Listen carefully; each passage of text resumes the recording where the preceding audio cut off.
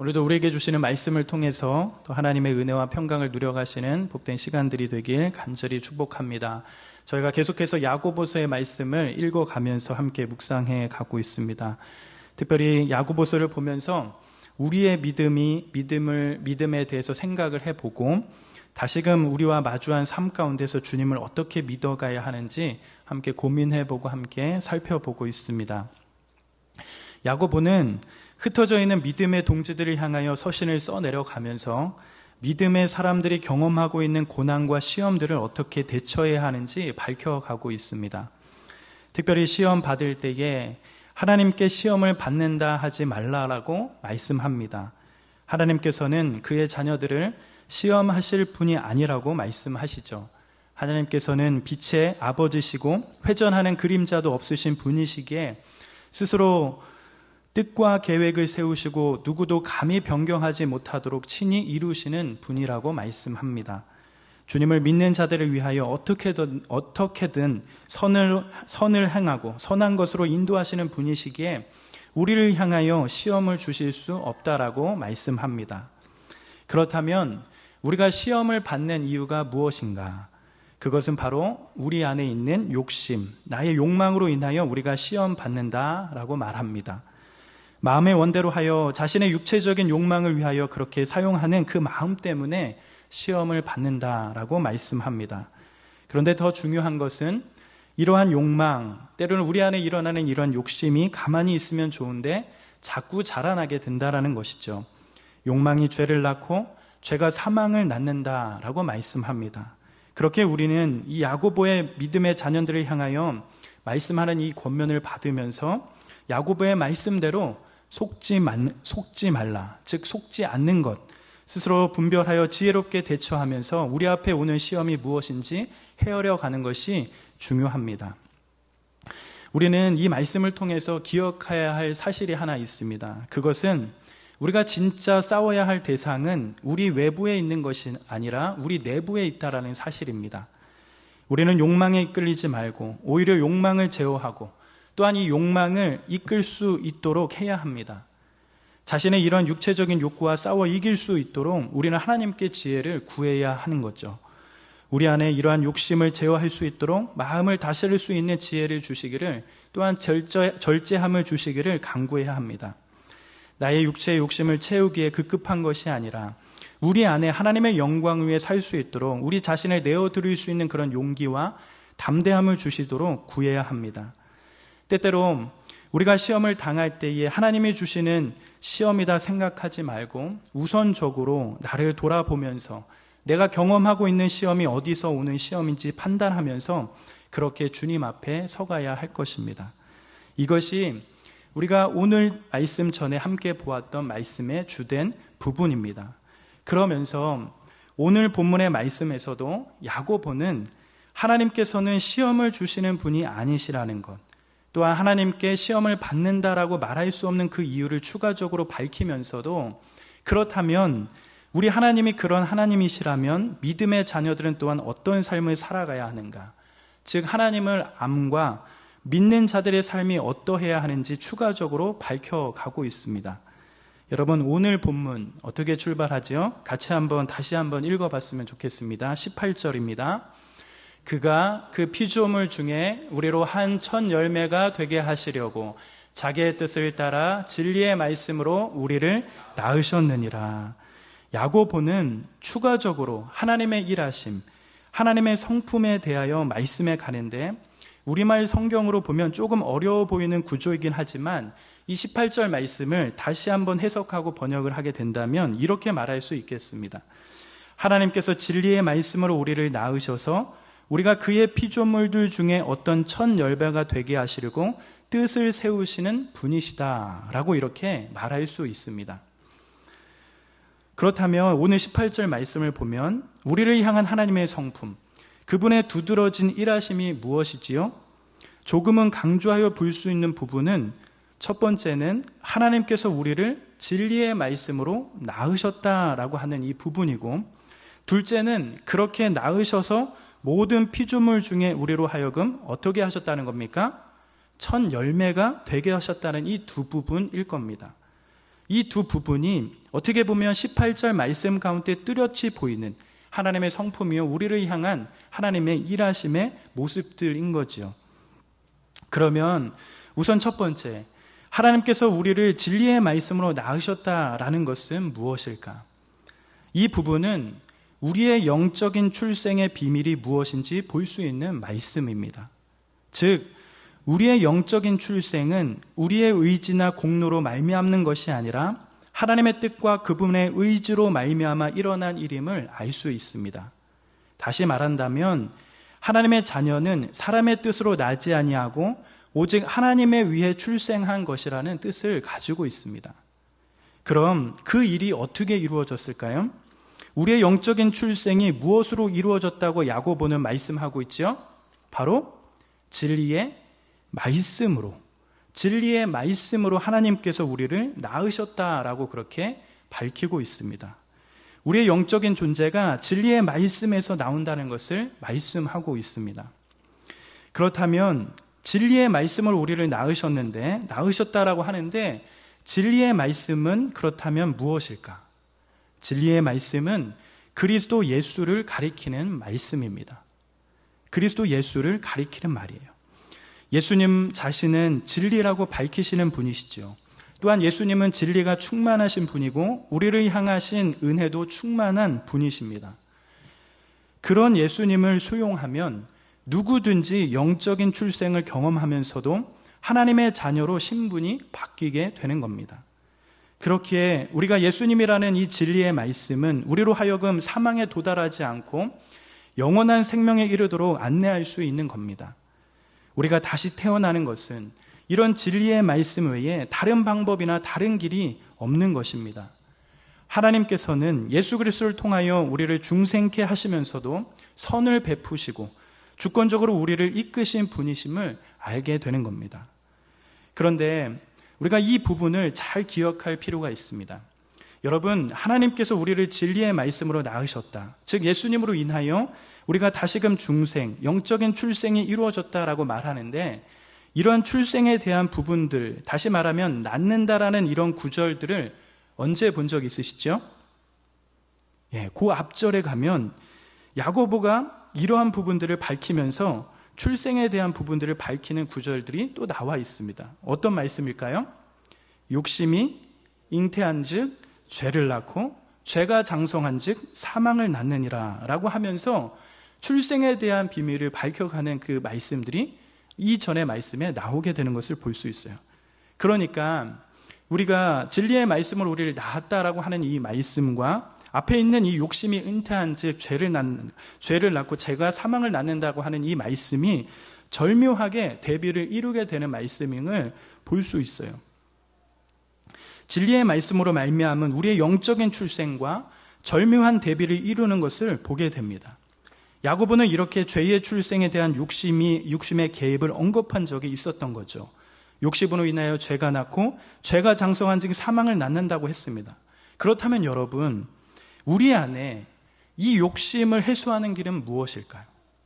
이 욕심이 자라서 우리를 사망까지 이끌고 가는데 우리 안에 있는 이 욕심을 죽이는 그런 길은 무엇일까요? 바로 이런 욕심을 내면에서 비우는 아주 간단한 방법은 진리의 말씀으로 내면을 채우는 겁니다. 예수님을 알아가는 것, 유일하신 참 하나님을 아는 것, 이 외에 다른 방법이 없는 것입니다. 우리가 잘 아는 시편의 기자도 이런 고백을 합니다. 시편 119편 11절에 이렇게 고백을 하는데 같이 한번 읽어볼까요?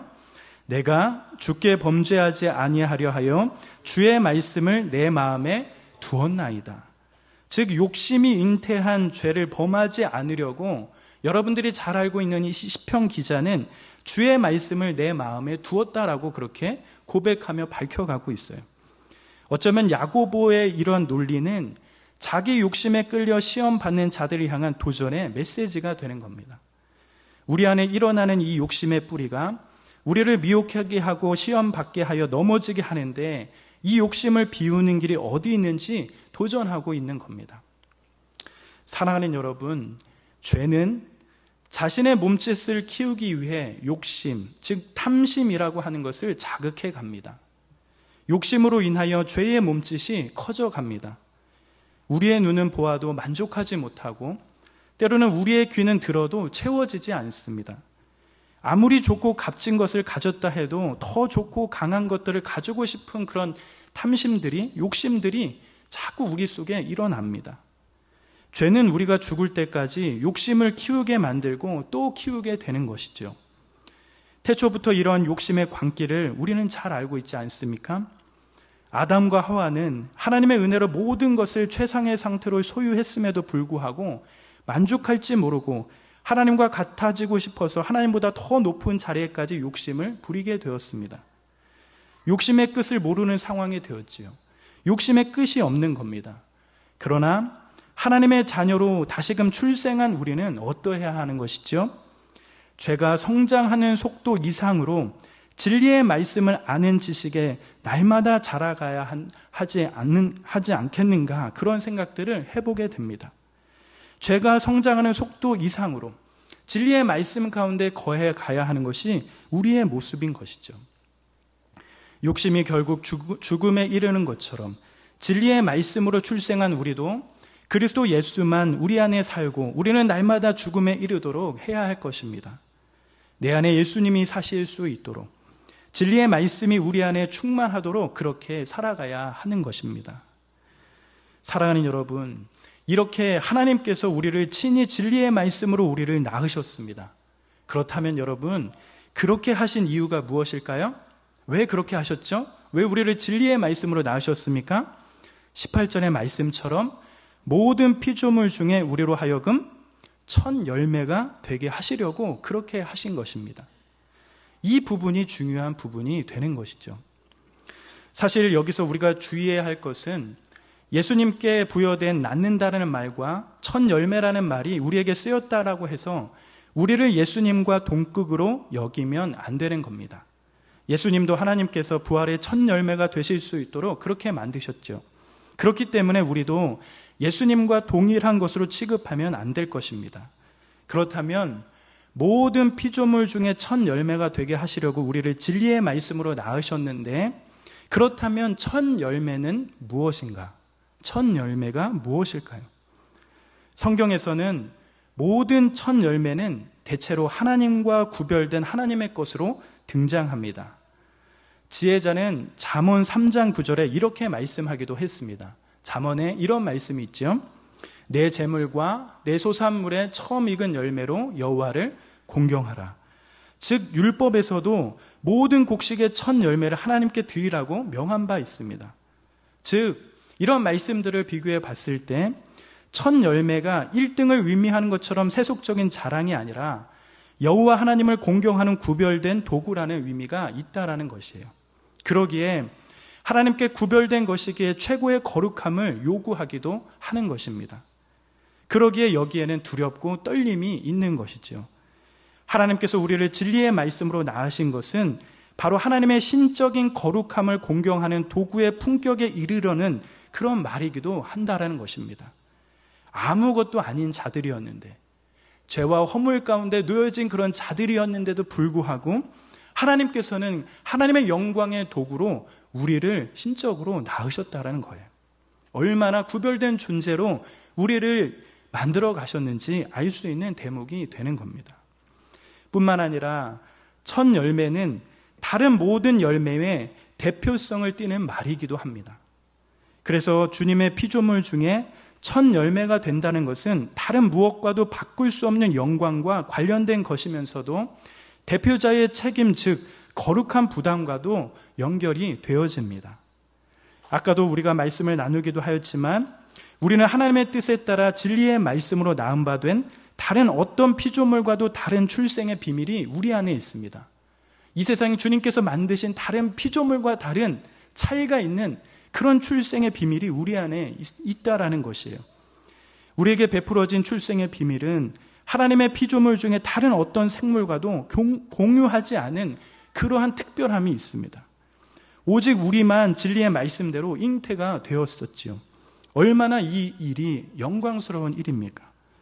이런 영광의 특혜 때문에 우리는 다른 피조물이 염두를 내지 못할 최고의 감사와 영광을 하나님께 돌림이 마땅한 것입니다. 즉 우리를 첫 열매로 삼으신 것은 은혜와 그 은혜에 따른 책임이 결부되어 있다는 것을 우리는 알게 됩니다. 받은 은혜가 크게 되면 하나님께 감사와 영광을 돌려야 할 책임도 그 은혜 크기에 비례하여 크게 된다는 사실을 알 수 있게 되죠. 그러기에 첫 열매가 된다는 것은 여기에는 책임도 있다는 것을 알게 됩니다. 다른 피조물에 대한 책임이 우리에게 있는 것이죠. 태초에 하나님은 인간을 창조하신 후에 모든 만물을 인간의 발 아래 두시고 정복하고 다스리라고 말씀하셨습니다. 그런데 인간이 하나님께 반역하는 바람에 온 땅은 저주를 받으며 지금까지 그 저주 아래 살아오고 있습니다. 그 저주 때문에 모든 피조물들은 고통 가운데서 탄식하고 아픔을 경험합니다. 죄와 타락으로 인하여 피조물 전체를 망친 죄책이 인간인 우리에게 있습니다. 그렇기에 망가진 피조물 전체의 회복에 대한 책임이 우리 안에 있다라는 것이에요.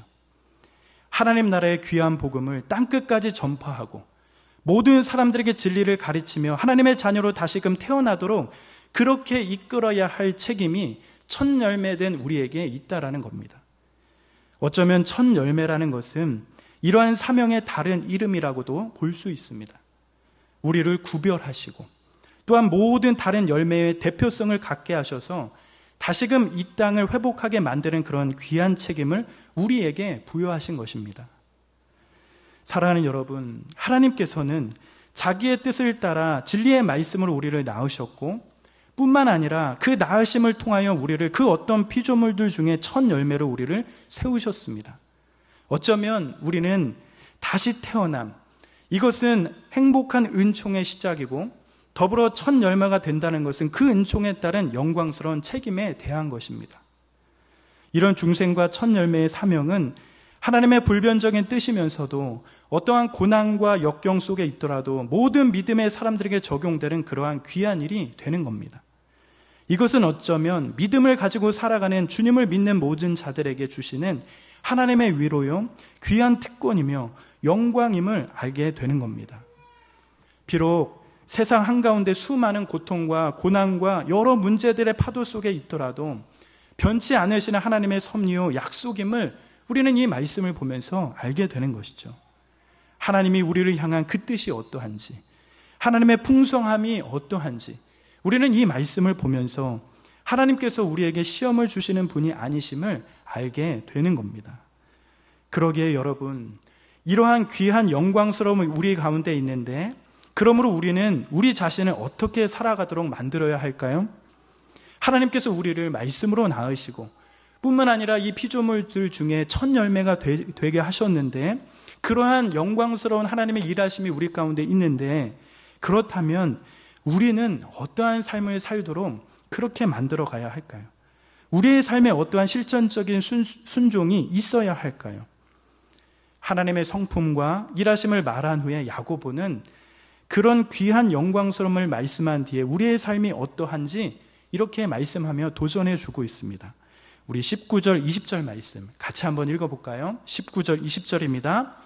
내 사랑하는 형제들아, 너희가 알지니 사람마다 듣기는 속히 하고 말하기는 더디하며 성내기도 더디하라. 사람이 성내는 것이 하나님의 의를 이루지 못함이라. 야고보는 우리의 태어남, 즉 출생의 귀한 신비를 나누고 언급한 이후에 시험을 이기기 위해서는 우리 자신의 올바른 처신도 필요하다고 밝혀가고 있습니다. 너희가 알고만 있는 것이 아니라 아는 것과 더불어 순종이 있어야 하는데 그것이 지금 무엇이라고 말씀해 가고 있죠? 첫째로는 사람마다 어떻게 하라고 합니까? 듣기는 속히 하라, 이렇게 말씀해 가고 있습니다. 그리고 두 번째는 무엇이지요? 말하기는 더디하라. 그리고 마지막 어떻게 하라고 말씀합니까? 성내기도 더디하라. 성내는 것이 하나님의 의를 이루지 못한다라고 이렇게 말씀해 갑니다. 사랑하는 여러분, 하나님께서 우리를 진리의 말씀으로 낳으실 뿐만 아니라 우리를 모든 피조물들 중에 첫 열매로 삼으셨습니다.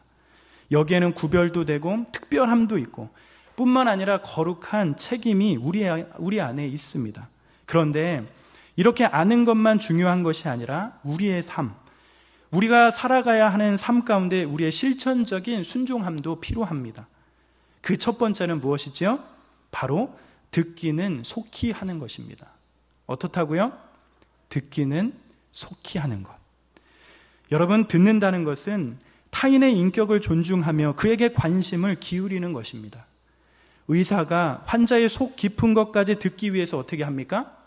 청지기를 대는 것처럼, 그것을 사용하여 듣는 것처럼 타인의 외모를 보지 않고 마음에 청진기를 대듯 내면을 주의하는 것이 듣는 일입니다.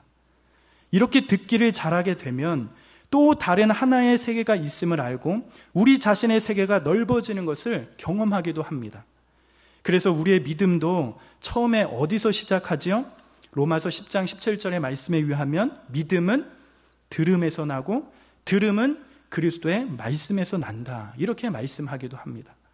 우리의 믿음도 잘 듣는 것이 중요합니다. 그렇게 듣기는 더딤이나 망설임, 이러한 표현과도 어울리지 않는 표현인 것이죠. 듣기는 어떻게 하는 겁니까? 신속히 듣는 것이 필요한 것입니다. 우리가 듣기를 속히 하지 않으면, 듣는 매 순간이 소중하게 여기지 않으면 생각이 귀를 정확하게 뿌려졌어도 그저 파장만 붐기고 들리지 않습니다. 자꾸 우리가 듣는 그 소리를 놓칠 때가 많고 우리의 다른 생각들이 우리를 지배할 수 있는 상황들이 되어서 잘 듣지 못하는 경우들이 생기게 돼요. 그렇게 듣기에는 신속함이 필요한 부분이 있습니다. 사랑하는 여러분, 이런 듣기의 자세로 귀 기울여야 할 가장 중요한 대상이 있는데 그것이 바로 무엇일까요? 바로 하나님의 입입니다. 즉 하나님의 말씀이에요. 우리를 거듭나게 하는 하나님의 말씀은 거듭난 이후에도 우리의 인생의 귀를 맡겨야 할 대상이기 때문에 성경을 읽거나 설교나 기도나 친구의 대화를 나누더라도 항상 예수님께 귀를 기울이고 그가 우리에게 말씀하시면 지체하지 않고 속히 들을 수 있는 것이 되어야 합니다. 그것이 우리의 삶 가운데 일어나야 할 일이 되어야 하는 것입니다.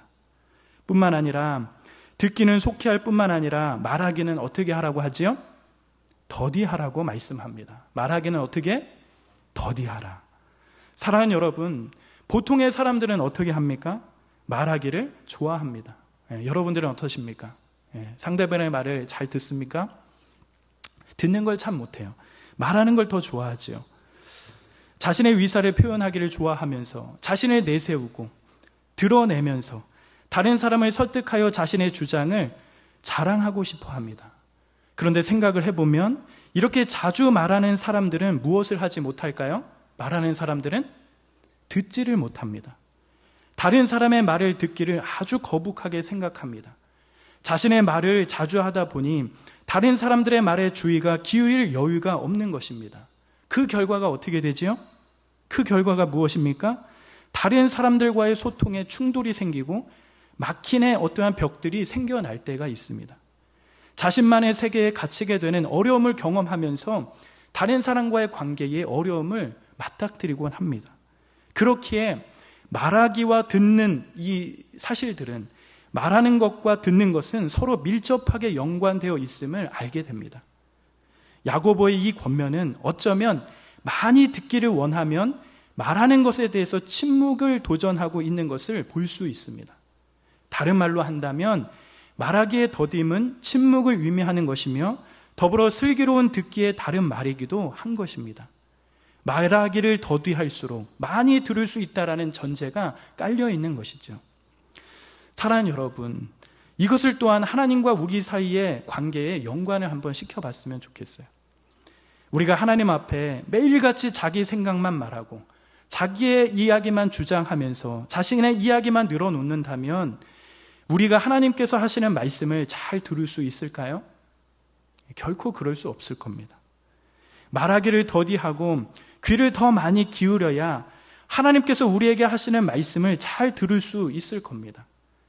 하나님께서 말씀하실 기회도 드리지 않으면서 우리가 하나님께 말씀하실 기회도 드리지 않으면서 왜 나에게 아무 말씀을 안 하시는지 그렇게 불평을 할 수 없는 것이죠. 우리 안에 여러 가지 시험을 만날 때에 자꾸 자신의 한계와 연약함도 늘어놓으며 하나님께 불평물만 하는 것이 아니라 하나님의 음성을 들어야 우리를 향한 하나님의 놀라운 계획과 선하신 뜻을 알 수 있는 겁니다. 여러 고난 앞에, 때로는 여러 문제 앞에 하나님의 뜻하심을 알 수 있는 거죠. 그러기에 더디 말하는 것도 우리의 신앙 가운데 있어져야 할 일인 것을 알게 됩니다. 뿐만 아니라 마지막 또 무엇을 실천하라고 하지요? 성내기도 어떻게 하라? 더디하라 라고 이렇게 말합니다. 따라 해볼까요? 성내기도 더디하라. 옆에 있는 사람한테 한번 말해볼까요? 화 좀 그만 내. 성내기도 더디하라. 어쩌면 성내는 일은 신속한 듣기와 더디 말하기를 방해하는 원흉이기도 합니다. 우리 안에 일어나는 화는 들을 귀를 차단하고 때는 입을 출구로 삼아 차갑고 까칠한 언어의 옷을 입고 모든 것을 망치는 일로 만들게 됩니다. 또한 이런 화는 타인을 심각하게 황폐하게 만들 뿐 아니라 자기 자신의 마음도 빈번하게 황폐하게 만드는 일이 되어집니다. 그래서 잠언의 지혜자는 이렇게 도전합니다. 노하기를 속히 하는 자는 어리석은 일을 행하고 다툼을 일으키고 성내는 자는 범죄함이 많다라고 도전합니다. 즉 성내는 일은 자신도 망하고 타인을 상하게 하며 죄를 범하는 일로 이끌기에 우리가 멀리해야 할 것 중에 하나라는 사실을 지혜자는 그렇게 권면해 갑니다. 당연히 이 성냄도 하나님 사이와 우리 사이에서도 있어서는 안 될 것 중에 하나입니다. 하나님의 말씀은 하나님을 떠나 자신의 질서로 삼은 사람들에게 이질적일 수밖에 없습니다. 그래서 사람들 사이에 한미된 가치와 구범이 성경의 가르침과 상충될 때가 많지요. 그때마다 타락한 인간의 죄악된 본성은 크게 자극되고 좌우의 날선 어는 겉보나 예리한 말씀에 의하 깎여질 때가 있습니다. 이때 겸손히 인내하지 않고 분노하면서 성내는 일들이 일어난다면 하나님의 말씀, 그 진리에 위한 교정을 거부하는 일들이 일어나면서 우리가 더욱더 완고하며 완악하게 변할 수 있다라는 것이죠. 즉 오늘 야고보의 말씀처럼 20절의 말씀처럼 하나님의 의가 우리 안에 이루어지지 못하는 그런 일들이 우리 안에 일어날 수 있다는 것입니다. 그것이 무엇이요? 성냄이라는 것이죠. 분노 이런 것들이 우리 신앙에서도 우리를 힘들게 하는 것 중에 하나일 수 있다는 겁니다. 그러기에 사랑하는 여러분, 야고보는 우리에게 마지막 어떻게 도전하지요? 오늘 마지막 구절에 우리에게 이렇게 도전해 갑니다. 우리 21절 말씀 같이 한번 읽어볼까요? 21절입니다. 시작. 그러므로 모든 더러운 것과 넘치는 악을 내버리고 너희 영혼을 능히 구원할 바 마음에 심어진 말씀을 온유함으로 받으라. 성내는 것은 하나님의 의를 이룰 수 없다라고 그렇게 말씀해 갑니다. 우리가 신앙 앞에, 말씀 앞에 우리가 화가 치밀고 분노가 치르면 하나님의 말씀이 나를 교정할 수 없는 그런 상황 가운데 이르게 됩니다. 그렇기 때문에 지금 야고보는 어떻게 도전하는 것이에요? 모든 더러운 것과 넘치는 악을 내어버리고 너희 영혼을 능히 구원할 바 마음에 심어진 말씀을 온유함으로 받으라고 그렇게 도전해 가고 있습니다.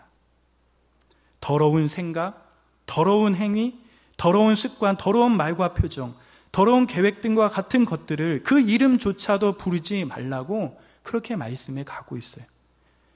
그리고 마음에 심어진 말씀을 온유함으로 받으라고 합니다. 이미 우리 마음에 심어진 말씀, 진리의 말씀으로 하나님께서 우리를 낳으셨는데 내적으로 우리를 다시금 태어나게 한 그 말씀으로 지속적으로 성장을 이루라고 말씀해 가고 있다는 거예요. 온유함으로. 배우고자 하는 마음의 신속함과 준비된 열망, 즉 어떠한 씨가 심겨져지더라도, 어떠한 씨가 우리 마음 가운데 뿌려지더라도 그 가운데 싹이 나고 열매를 맺는 옥토와 같은 그러한 마음으로 우리의 영혼을 능히 구원할 그 말씀을 받으라고 우리에게 도전해 주고 있어요. 우리는 이러한 야고보의 말씀에 귀를 기울여 가야 할 것입니다.